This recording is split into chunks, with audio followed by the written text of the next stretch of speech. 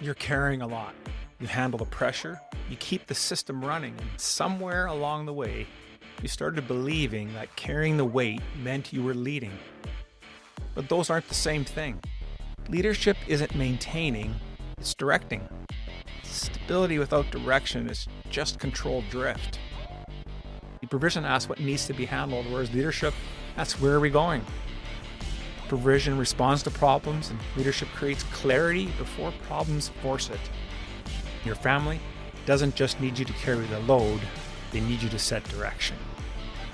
The Band of Brothers is where men stop confusing provision with leadership. And if that's where you are, you'll know what to do. You're carrying a lot, financially, logistically, and operationally. You're the reason that things don't fall apart. You solve problems, and you handle the pressure, you keep the system running. And somewhere along the way, you started believing that carrying the weight meant you were leading. But those aren't the same thing. It's that confusion that might be costing you more than you realize. So maybe you're thinking, I'm leading by keeping everything stable. But leadership isn't maintaining, it's directing. And while stability is good, but stability without direction is just controlled drift. So you might be thinking, I make hard decisions that keep us afloat. But do you?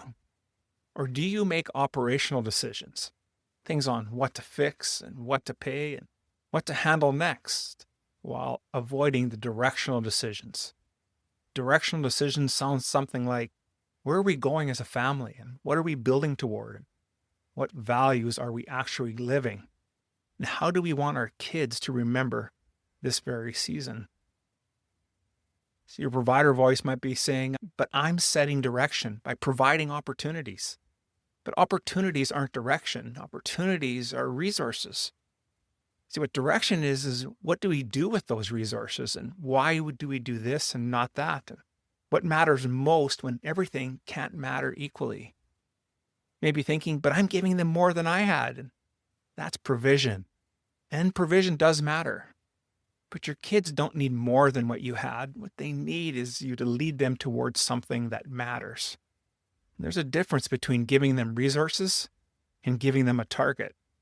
So a question I'd like you to sit with is, when did you start believing that carrying weight meant you were setting direction? Because here's what provision looks like in practice. You handle the income, you manage the logistics, you fix what breaks, and you keep the machine running. People depend on you, and you deliver. That's real, and that matters. But here's what leadership also requires, and this is where most of us providers get quiet. You see, leadership requires clarity under pressure, not just endurance under pressure, but clarity. What matters, what doesn't? Where are we going? What are we willing to sacrifice to get there? See, most providers can endure indefinitely, but they can avoid the clarity conversations because those conversations require more than effort. They're going to require a decision, and decision requires you to take a position, to say, this matters more than that, to prioritize what can't all get prioritized, to risk maybe being wrong about what's important. See, provision doesn't require that. Provision just requires showing up and handling what's right in front of you. Whereas leadership requires setting a standard and not just meeting it. See, provision will meet the standard. It already is. It's paying the bills. It's the responsibilities being covered. It's the system that's functioning. And yet leadership requires us to set standards. This is what we value, and this is what we're building for, and this is what I expect from myself and from us. And so there's a huge difference between maintaining a standard someone else set and actually creating the standard yourself. And see, most providers maintain while leaders, we create. Leaders require presence, not just performance. And so you can provide from a distance. You can solve problems without being emotionally available. You can carry this load without actually being in the environment. And you can be that guy that handles things while remaining fundamentally unaware or unavailable for connection. But you can't lead from distance. Leadership requires you to be in the room, mentally, emotionally, and especially relationally. Not just physical presence while thinking about the next problem to solve. Not just available for logistics, but actually being present for people. See, leadership requires making the hard relational decisions, not just hard operational ones. Operational decisions, we know what those are. It's what to cut from the budget. It's what project to take on, what problem to solve next. These are hard, but they're clear. Whereas relational decisions are more like what conversations need to happen, even though it's uncomfortable. What standards need to be held, even though it creates tension. What needs to be addressed, even though it would be easier to manage around it. You see, these are much harder because they don't have metrics, and most providers are comfortable with operational difficulty. And most providers avoid relational difficulty. And so the question I have for you is, where are you substituting provision for leadership decisions that you've been avoiding? So let me show you what I mean by giving you a few concrete examples. These are the moments where leadership is actually needed, and most providers miss them entirely. So here's the first scenario. Your kid is struggling with something. They're facing a decision or dealing with a friendship issue or uncertain about something that matters to them. They don't need you to fix it. They need you to help them think through it, to ask them questions that help them gain clarity, to be present while they work it out. But here's what happens when you're in provider mode. They bring it up, you hear problem, you respond, solution. Here's what I do. Here's how to handle it. This is what worked for me. And you're thinking, hey, I'm helping. What they needed was leadership, which means helping them develop their own clarity, not giving them yours. Provider mode gives answers, whereas leadership mode is going to ask questions. Provider mode is solving, whereas leadership mode develops. And when you default to provision, you're training them to come to you for answers, not for a process of thinking through hard things. See, that's not leadership. That's just outsourced decision making. Here's another scenario. Your spouse is facing a decision. It's not a logistical one, but it's a real one. Something that requires clarity about values or priorities or direction, and she brings it to you. And here's what happens when we stay in provider mode. We hear a problem that needs solving. So how do we respond? What do you want to do? Or, I trust your judgment. Or, whatever you think is best. And you think, I'm being supportive. But what she's actually needed was for you to engage her, to help her think through with her, to bring your perspective and not defer to hers, to lead the conversation toward clarity and not avoid taking a position. Leadership doesn't mean making the decision for her. It means being fully present in the process of making the decision. And when you defer, when you avoid taking a position because you don't want to create tension or maybe be wrong, you're not being supportive. You're being absent. So here's another scenario. Your family is drifting. No one's upset, but there's no direction either. Everyone's busy and everyone's handling their responsibilities. But when you step back and you look at it, you're not building toward anything. You're just managing through each week. And so here's what leadership will require for us in that moment. Calling a pause, bringing everyone together, and asking, where are we going? What are we building? And what matters most right now? Not on once a year at some family retreat, but regularly. It's part of the rhythm. But when we get into provider mode, we don't do that, do we? Because there's no crisis forcing it. And if there's no crisis, it kind of feels unnecessary. So we keep providing, keep managing, and we keep solving the next problem. And then the drift continues. Not because we're failing, but because we're confusing effort with direction. So here's a question. What leadership moment did you miss this week because you were in provider mode? So think about that specifically. When did someone need your leadership and you gave them provision instead?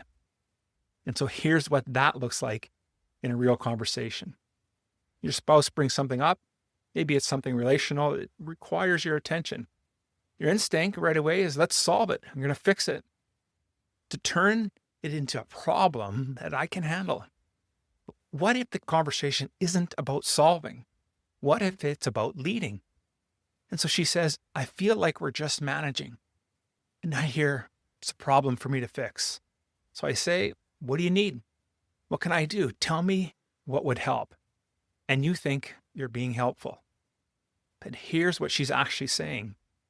I need you to set direction. I need to know where we're going. I need leadership, not solutions. She's not asking you to do more. She's asking you to lead more. And leading doesn't mean adding to your task list. It means bringing clarity to what you're already doing. But you default to provision because provision is what you know how to do. Because provision has clear actions. Provision doesn't require us to take a vulnerable position. And so here's another example. She comes to you and she says, I don't know if we're making the right call with the kids' college education. And so you respond, I think we're fine. Let's just see how it plays out. Or what to do, or what do you think we should do? Both responses really avoid leadership. The first one deflects to uncertainty, and the second one defers the decision. What leadership would sound like is, let's talk through it. Here's what I'm seeing. Here's what concerns me. What are you seeing? Let's get clear on what matters most here, and let's make a decision together. See, that's engagement. That's presence. That's leadership. But it requires you to enter the uncertainty with her, not avoid it by deferring or deflecting. And so here's another scenario. Your kid comes to you with something they're struggling with, and you respond, here's how to handle it. Here's what I'll do. Try this. Again, we're back to provision, resources, and solutions. What they might actually need is your presence and attention, and to be seen and not fixed. To process it with you, not to receive your solution. But we default to provision because that's the language that we speak, and because that's what feels like we're helping. And because being present without solving feels like we're just not doing anything. But it's not nothing. It's leadership. Leadership is staying in the room even when there's no clear problem to solve. And leadership is being present for the process, not just the outcome. Leadership is helping people develop clarity, not giving them ours. So question, what conversations are you turning into problems to solve when they're actually invitations to lead? And what would change if you stopped trying to solve and started trying to lead? So here's what happens over time when provision replaces leadership. People stop bringing things to you that can't be solved. They stop sharing what they're thinking, and they stop asking for direction because they've learned you respond with resources, not clarity. And so, of course, they adapt.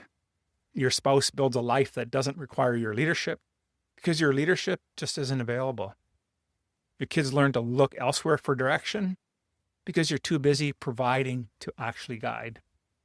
Your team at home learns that you're the problem solver and not the direction setter. And you don't notice because everyone is still functioning. The bills are paid and the system's working. But leadership has quietly exited the building. And what's left is a well-managed life with no clear direction. And so question, what is it like to live in an environment where provision is present, but leadership is absent? See, provision asks what needs to be handled, whereas leadership asks, where are we going? Provision responds to problems, and leadership creates clarity before problems force it. Provision works harder, and leadership, it decides what matters. Provision is effort, while leadership becomes direction. You don't need to provide less, you need to lead more. And leading more doesn't require more time, it requires a different attention. It requires being in the room when you're in the room, and it requires making directional decisions, not just operational one. And it requires presence, not just performance. And so, question, what would change if you brought the same intentionality to leadership that you bring to provision? So here's what serious men understand. The provision is necessary, but it's not sufficient. You can provide for a family and still fail them as a leader. Not because you're working hard enough, but because you've confused effort with direction. Most men don't realize they've made this trade until someone names it. You've traded leadership for the appearance of responsibility. And you've traded presence for performance. You've traded clarity for endurance. But it's not maturity. It's substitution. Maturity would be recognizing the difference and closing that gap. You're providing. No one's going to question that. But provision without leadership is just well-managed drift. And drift doesn't become direction just because you're working hard. The question isn't whether you're doing enough. The question is whether you're leading or just carrying weight, because those aren't the same things. And your family doesn't just need you to carry the load, they need you to set direction. The Band of Brothers is where men stop confusing provision with leadership. And if that's where you are, you'll know what to do.